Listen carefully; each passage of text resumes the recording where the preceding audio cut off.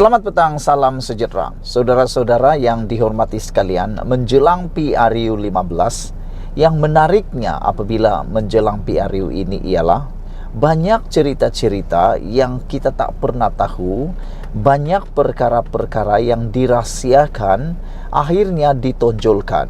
Ada yang bersifat fitnah, ada juga yang bersifat benar. Kalau yang fitnah biasanya selepas PRU akan masuk mahkamah dan ada yang akan kena saman. Tapi yang bersifat benar pula ada juga yang masuk dalam mahkamah tapi akhirnya kebenaran tetap pada kebenaran dan yang salah tetap pada yang salah. Hari ini satu lagi pembohongan didedahkan menjelang PRU 15. Kali ini melibatkan satu parti politik yaitu PAS. Pembohongan ini berkaitan dengan rang Undang-Undang 355, yaitu PAS didedahkan telah berbohong.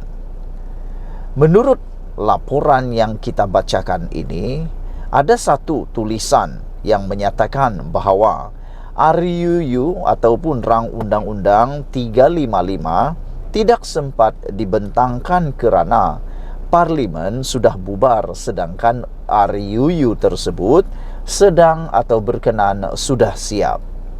Lalu diceritakan bahawa pada 26 Ogos 2022, Jemaah Menteri telah bersetuju secara prinsip dengan cadangan penggubalan rang Undang-Undang 355. Draft rang Undang-Undang 355 juga telah disemak dan diluluskan oleh bahagian gubalan Jabatan Peguam Negara pada 7 Oktober 2022. Cuma tinggal nak bentang saja kata tulisan atau laporan tersebut. Benarkah rang undang-undang ini hanyalah selangkah sahaja lagi? Atau ianya hanya satu alasan kerana sudah 3 tahun PAS dalam kerajaan tapi masih gagal melaksanakan janji mereka? Itu persoalan besar yang akan kita jawab pada petang ini. Tapi sebelum itu sila tinggalkan komen anda, tekan butang subscribe dan share video ini supaya semua orang tahu apa yang berlaku dengan rang Undang-Undang 355 yang dijanjikan PAS selama ini. Mari kita lihat proses bagaimana satu rang undang-undang itu boleh menjadi undang-undang. Pertama, Menteri berkenan merangka dasar. Kedua, Menteri menyediakan usul rang undang-undang dan dihantar ke Jabatan Peguam Negara, lalu berbincang dengan perbendaharaan dan kementerian berkenan.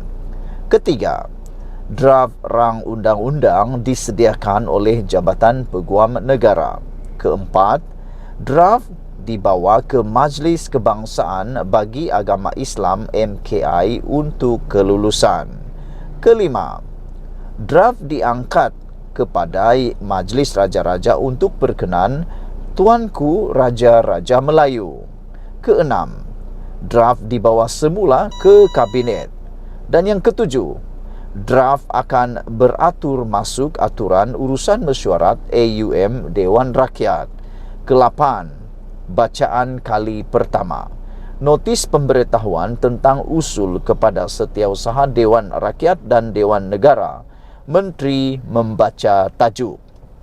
Ke-9, bacaan kali kedua, rang undang-undang dibahaskan di Dewan Rakyat. Dengan ini, dalam bacaan yang kedua, mereka akan meneliti kepentingan dan kesan usul tersebut kepada rakyat. Selain itu, Menteri menjelaskan sebarang persoalan dan membuat undian sama ada menerima atau menolak undang-undang oleh Dewan Rakyat. Ke-10, peringkat jawatan kuasa. Di dalam peringkat ini, jawatan kuasa akan meneliti setiap fasa, jadual dan panduan secara terperinci dan membuat pindaan yang sesuai. Ke-7, bacaan kali ketiga dibaca di Dewan Rakyat dan Dewan Negara untuk dihantar untuk kelulusan dan mendapat undian majoriti untuk diluluskan sebagai akta. Ke-8, diperkenankan oleh Yang di-Pertuan Agong dalam tempoh 30 hari. Jika tidak diperkenan, rang undang-undang tetap akan menjadi undang-undang mengikut perkara 66 fasa 4. Warta kerajaan dicatatkan sebagai undang-undang bagi rang undang-undang sah dengan kuasa parlimen, dinyatakan tarik penguatkuasaan untuk diamalkan. Melihat kepada aliran di atas, jelaslah bahawa PAS baru saja berada di tangga ketiga. Masih jauh lagi, bukan hanya selangkah sahaja lagi. 3 tahun kerajaan, satu hal pun tak selesai. Ditulis oleh Hisam Fauzi, mantan pegawai tugas-tugas khas Parlimen, Menteri di Jabatan Perdana Menteri. Dipetik daripada sahbudinhusin.com. Saudara-saudara, itulah dia pendedahan terkini yang aku kata tadi. Menjelang pilihan raya memang banyak perkara pembohongan, penipuan, persekongkolan atau apa-apa saja perkara yang memang kita tak pernah tahu, yang ahli politik cuba sembunyikan, yang ahli politik mungkin tak pernah dedahkan kepada kita semua. Jangan risau, semuanya akan didedahkan sedikit demi sedikit, satu persatu demi satu persatu semasa pilihan raya. Tidak perlulah kita risau untuk cuba mengorek, untuk cuba mengkaji, untuk cuba menyiasat, untuk mencuba membuat kajian, kerana ianya akan sendiri keluar melalui media massa ataupun melalui pengakuan atau pendedahan oleh ahli-ahli politik itu sendiri. Cuma saja ada yang bohong, ada yang tidak, ada yang disaman, ada yang tidak.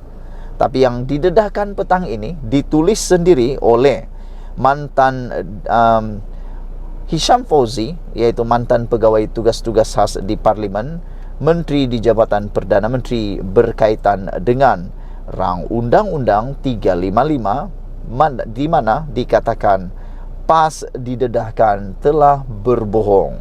Dengan kesimpulan daripada 10 perkara yang saya bacakan tadi ialah, kita melihat aliran yang telah dibuat oleh PAS sebenarnya baru berada di tangga yang ketiga. Masih jauh lagi sebenarnya, bukan hanya selangkah saja seperti yang didakwa oleh PAS. 3 tahun jadi kerajaan, satu hal pun tak selesai, kata Hisam Fauzi, mantan pegawai tugas-tugas khas Parlimen. Sebelum kita berpisah, sila tinggalkan komen anda, tekan butang subscribe. Malaysia kita punya, kita jaga sama-sama, cintai Malaysiaku. Jangan lupa buang undi, undi jangan tak undi, undi jangan tak undi. Bye-bye.